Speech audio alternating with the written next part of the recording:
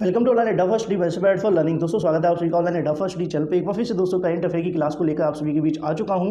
तो 27 जनवरी के बाद से आपको जो क्लास है वो नहीं मिली थी। उसका रीज़न सिर्फ इतना था, मैं कुछ दिनों के लिए बाहर था, लेकिन जल्दी आप सभी को पता चलेगा कि मैं कहाँ पर था और किस प्रकार चीज़ें देखने के लिए मिल रही थी, जो कि वीडियोज़ के माध्यम से आप सभी के बीच आने वाली हैं। तो ऐसे में ये मत सोचिए करंट अफेयर का क्लास जो है बंद हो गई है, बंद बिल्कुल नहीं हुई है, लेकिन थोड़े दिनों की रुकावट थी जिसको हम सही कर देंगे। बीच में जो भी करंट अफेयर मिस हो गए उसको भी हम कवर करने वाले हैं उसी जोश के साथ। तो चलिए दोस्तों वीडियो शुरू करते हैं 5 फरवरी 2021 के करंट अफेयर के साथ। वीडियो को लाइक और शेयर करना बिल्कुल ना भूलें, साथ में चैनल को सब्सक्राइब कर लें, बेल आइकन को अवश्य दबा लें।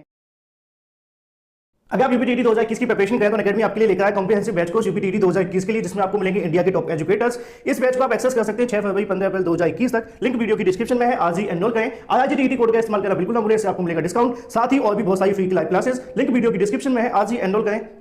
सीटेट पेपर 2 की बेस्ट प्रिपरेशन के लिए अनअकैडमी लेकर आया फाउंडेशन बैच कोर्स और complete batch course for CTET paper 2 के लिए 5 फरवरी से 2 जुलाई 2021 तक आप इसे एक्सेस कर सकते हैं। सभी बैच के लिए एक ही सब्सक्रिप्शन काफी है, आज ही एनरोल करें। लिंक वीडियो की डिस्क्रिप्शन में है, आरआरजीटीटी कोड के साथ। इसमें आपको मिलेंगे इंडिया के बेस्ट एजुकेटर, साथ में बेस्ट मटेरियल, जो कि आपके एग्जाम को क्रैक करने के लिए काफी हेल्पफुल होगा। तो आज ही एनरोल करें। सीटेट 2021 की बेस्ट प्रिपरेशन के लिए अनअकैडमी लेकर आया एम सीटेट 2021 का कंप्लीट 6 मंथ बैच, जो कि आपको मिलेगा 8 फरवरी से 3 जुलाई 2021 तक। आज ही एनरोल करें। लिंक वीडियो की डिस्क्रिप्शन में, जिसमें आपको मिलेंगे इंडिया के बेस्ट एजुकेटर्स। ज्यादा जानकारी के लिए मिस मत करिए, एनरोल करें आरआरजीटीटी कोड के साथ। इससे आपको मिलेगा डिस्काउंट, साथ ही और भी बहुत सारी फ्री क्लासेस। लिंक वीडियो की डिस्क्रिप्शन में है। सभी बैच को एक्सेस करने के लिए एक ही सब्सक्रिप्शन काफी है। अनअकैडमी प्लस में आपको मिलेंगे बहुत सारे फीचर्स, घर से बैठकर लाइव पढ़ सकते हैं, अनलिमिटेड एक्सेस कर सकते हैं सभी कोर्सेज पर, प्रैक्टिस टेस्ट अटेम्प्ट करने का मौका मिलेगा, सभी बैच को एक्सेस कर सकते हैं, मेंटरशिप एंड गाइडेंस भी मिलेगी, एग्जॉस्टिव कवरेज होगी सभी सिलेबस पर, रेगुलर डाउट क्लियरिंग सेशन भी होगा, साथ ही लाइव टेस्ट अटेम्प्ट करने का मौका मिलेगा, लाइव टेस्ट सीरीज भी होगी, स्टडी मटेरियल भी मिलेगा पीडीएफ फॉर्मेट में। ज्यादा जानकारी के लिए लिंक वीडियो की डिस्क्रिप्शन में है। साथ ही अनअकैडमी पर मेरा रेफरल कोड यूज करना बिल्कुल ना भूलें, इससे आपको free live classes, test series, साथ ही जो क्विजेस है वो बिल्कुल फ्री मिलेंगी। और अगर आप प्लस सब्सक्रिप्शन लेते हैं तो वहां पे आपको मिलेगा 10% का इंस्टेंट डिस्काउंट आरआरजीटीटी कोड के साथ। अनअकैडमी पर टीटी प्लस सब्सक्रिप्शन अगर आप लेना चाहते हैं 1 मंथ, 3 मंथ, 6 मंथ और 12 मंथ के लिए, सभी प्राइसेस आपके सामने लिखे हुए हैं। सभी बैच को एक्सेस करने के लिए एक ही सब्सक्रिप्शन काफी है, यूज करिए आरआरजीटीटी कोड, इससे आपको मिलेगा 10% डिस्काउंट।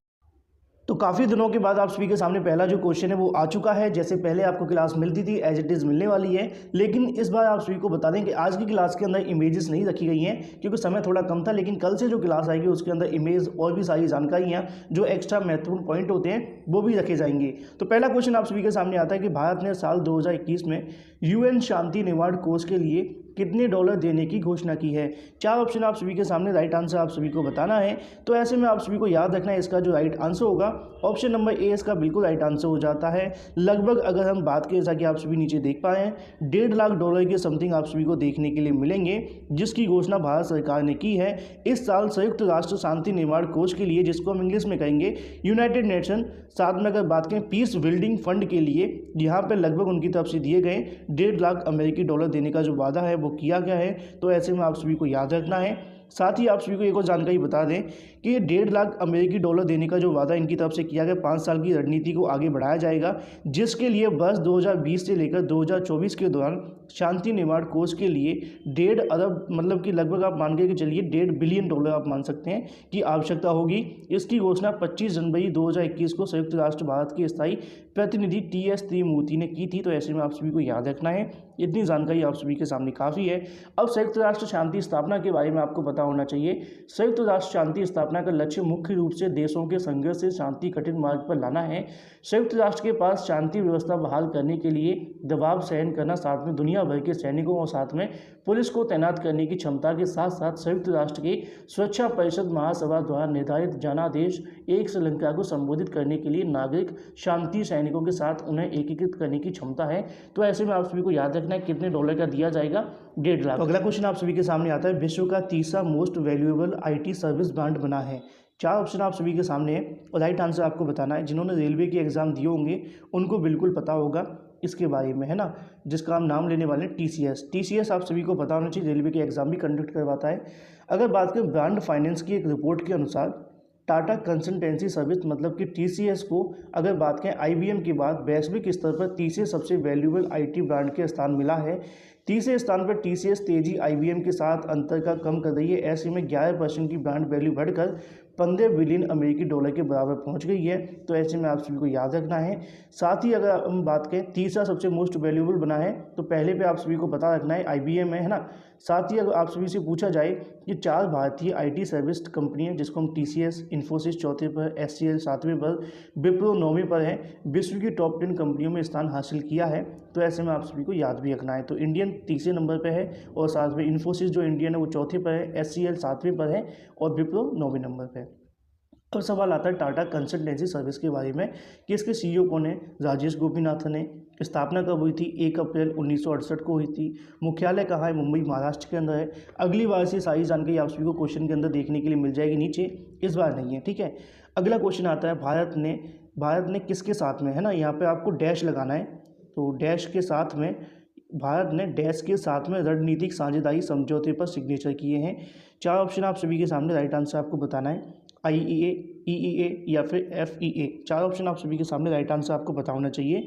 तो भारत ने जो समझौता किया है वो रणनीतिक समझौता किया है ना, वो किया है इंटरनेशनल एनर्जी एजेंसी, मतलब ऑप्शन नंबर A IEA, जिसकी फुल फॉर्म है इंटरनेशनल एनर्जी एजेंसी के साथ में 27 जनवरी 2021 को विश्व स्तर पर प्रमुख ऊर्जा पर्यवेक्षक अंतर्राष्ट्रीय ऊर्जा एजेंसी के साथ में जो रणनीतिक समझौते पर सिग्नेचर किए गए। तो ऐसे में आपको याद रखना है। ऊर्जा सचिव संजीव नंदन सहाय साथ में IEA के कार्यकारी निदेशक फती बिरोल ने इस समझौते पर सिग्नेचर किए। तो ऐसे में आपको याद भी रखना है। तो ऐसे में आपसे पूछा जा सकता है कि अंतर्राष्ट्रीय ऊर्जा एजेंसी, जिसको हम कहेंगे इंटरनेशनल एनर्जी एजेंसी, का मुख्यालय कहाँ पर है? पेरिस के अंदर। पेरिस कहाँ है? फ्रांस में।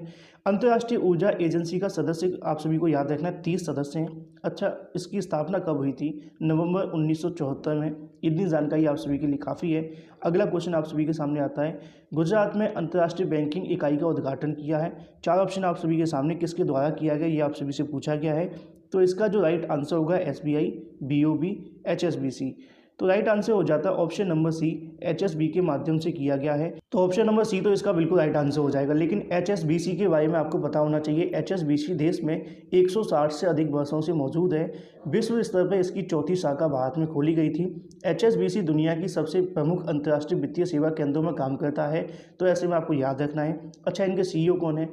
आपको याद रखना है सुरेंद्र रोशा है। साथ में आपको पूछा जाएगा मुख्यालय कहाँ है? मुंबई महाराष्ट्र के अंदर है।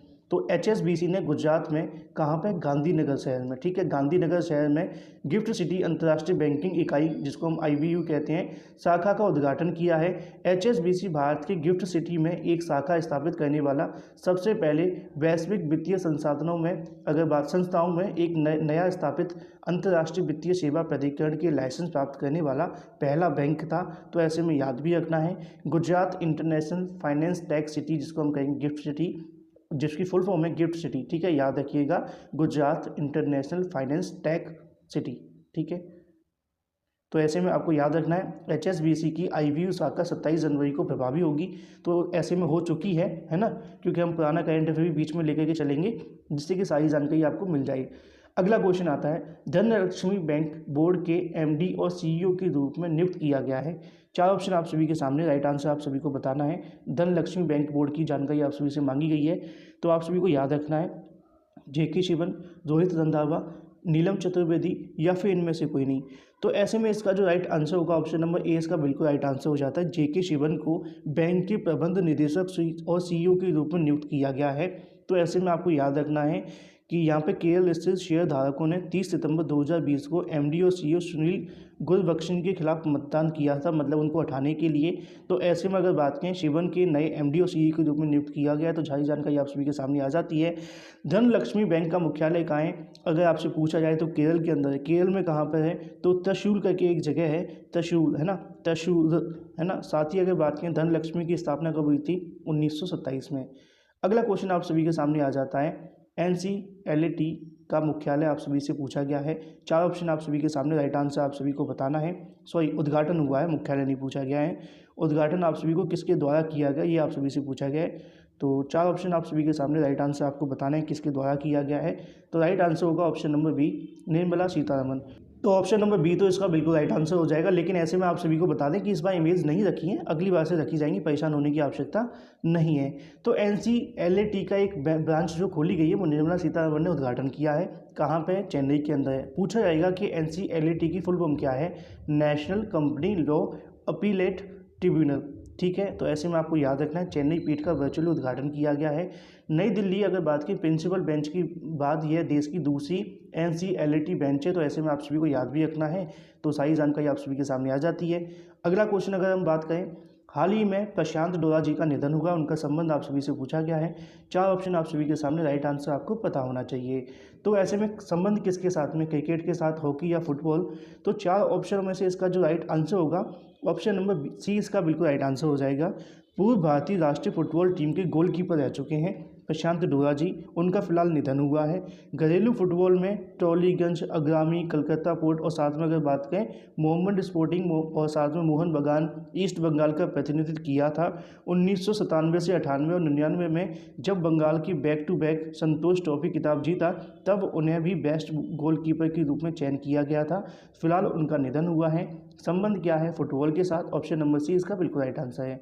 अगला क्वेश्चन आप सभी से पूछा गया है, चुनाव आयोग ने डिजिटल वोटर आईडी शुरू किया है। 4 ऑप्शन आप सभी के सामने, राइट आंसर आपको बताना, उसका नाम क्या है?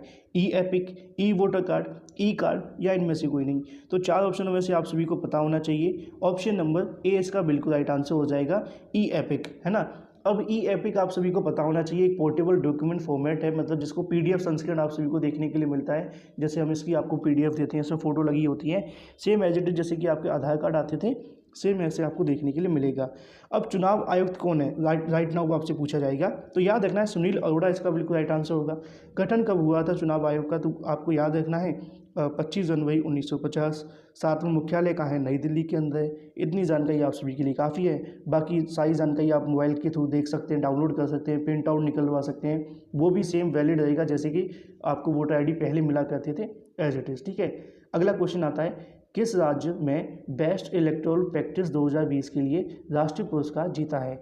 4 ऑप्शन आप सभी के सामने, राइट आंसर आप सभी को बताना है। तो ऐसे में आप सभी को याद रखना है किस राज्य ने जीता है।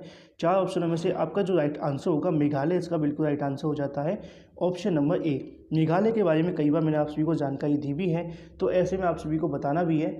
तो राजधानी क्या है? शिलोंग है। राज्यपाल कौन है? सत्यपाल मलिक हैं। साथ में कॉनराड संगमा आप सभी को याद रखना है, वहाँ के मुख्यमंत्री है ना। मुख्य निर्वाचन अधिकारी कार्यालय मेघालय को राष्ट्रीय सर्वश्रेष्ठ चुनावी आचरण पुरस्कार 2020 से सम्मानित किया गया है। किसके द्वारा? तो ECI आप सभी को याद रखना है, भारतीय चुनाव निर्वाचन आयोग, ठीक है। तो ऐसे में आप सभी के सामने हो जाती है इतनी जानकारी। वहीं अगर हम बात करें अगले क्वेश्चन के बारे में, अगला क्वेश्चन आप सभी के सामने आता है, काजा कलास बनी देश की पहली महिला प्रधानमंत्री, है ना। किस देश की बनी, ये आप सभी से पूछा गया है। 4 ऑप्शन आप सभी के सामने है और राइट आंसर आपको बताना है वियतनाम, एस्टोनिया, मलेशिया या इनमें से कोई नहीं। तो 4 ऑप्शनों में से अगर आपसे पूछा जाए कि काजा कलास के बारे में, तो उनका जो संबंध है वो है एस्टोनिया के साथ। ऑप्शन नंबर बी इसका बिल्कुल राइट आंसर होगा। एस्टोनिया की राजधानी क्या है? तल्लिन है। मुद्रा क्या है? यूरो है ना। अब प्रधानमंत्री कौन है? तो आपको पता है काजा कलास है, पहली बार बनी है, तो भी आपको याद रखना है ना। तो ऐसे में आप सभी को याद रखना है ऑप्शन नंबर बी इसका बिल्कुल राइट आंसर हो जाएगा, ठीक है।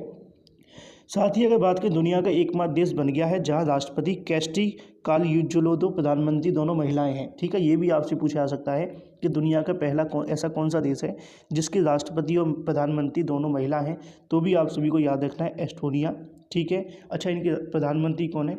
क्रेस्टी करके आपको याद रखना है, क्रेस्टी कालजुलेद आपको याद रखेंगे, और साथ में प्रधानमंत्री तो बताइए। अगला क्वेश्चन आता है, किस राज्य ने जेल पर्यटन पहल शुरू की है? जेल पर्यटन पहल जो है वो शुरू की किस राज्य के द्वारा? उत्तर प्रदेश, बिहार, महाराष्ट्र या फिर इनमें से कोई नहीं। 4 ऑप्शन में से इसका जो राइट आंसर होगा ऑप्शन नंबर सी इसका बिल्कुल राइट आंसर होगा। महाराष्ट्र ने कारागार विभाग की अपनी जेल पर्यटन पहल की शुरुआत की है। पुणे में 150 वर्षीय यशवदा केंद्रीय कारागार की यह पहल छात्रों के ऐतिहासिक अनुभव के बारे में जानने में मदद करेगी। तो ऐसे में आप सभी को याद रखना है ऑप्शन नंबर सी इसका बिल्कुल राइट आंसर होगा। अब इस जेल के अंदर पहले अगर बात करें, महात्मा गांधी, लोकमान्य तिलक सहित कई स्वतंत्रता सेनानी थे, उनको कैद किया गया था। इस वजह से उनके इतिहास के बारे में जानने के लिए, उनके संघर्ष के बारे में जानने के लिए जो पर्यटन पहल है वो शुरू की गई है महाराष्ट्र सरकार की तरफ से। अच्छा, महाराष्ट्र के बारे में आपको सब कुछ पता है। मुख्यमंत्री कौन है? उद्धव ठाकरे। राज्यपाल कौन है? भगत सिंह कोश्यारी, आपको याद रखना है। तो ऐसे में सारी जानकारी हो जाती है। तो फिलहाल पिछले वीडियो का आंसर आप सबने बता ही दिया था, लेकिन क्वेश्चन ऑफ द डे के बारे में आप सभी को बता करके जाना है। अगली बार से जो क्वेश्चंस होंगे बिल्कुल पहले की तरह होंगे, सारी चीज़ें आपको आपको पहले की तरह मिलने वाली हैं। आज काफ़ी दिनों के बाद में क्लास हुई तो थोड़ा सा मुझे उम्मीद है कि आपको डिफरेंट लगा होगा, लेकिन क्वेश्चन ऑफ द डे का आंसर आप अवश्य दे करके जाइएगा, क्योंकि सिस्टमेटिक चीज़ें लगने में थोड़ा समय लगता है, समय थोड़ा सा इस बार कम था। तो यहाँ पे आपसे पूछा गया 2 एक्सप्रेस वे पर हवाई पट्टी वाला पहला राज्य बना है, कौन सा? उत्तर प्रदेश, राजस्थान, उत्तराखंड। 4 ऑप्शन आप सभी के सामने। वीडियो को लाइक और शेयर करके साथ में चैनल को सब्सक्राइब कर लें, बेल आइकन को दबा लें। फ्लैश वीडियो के माध्यम से थैंक यू फॉर वॉचिंग।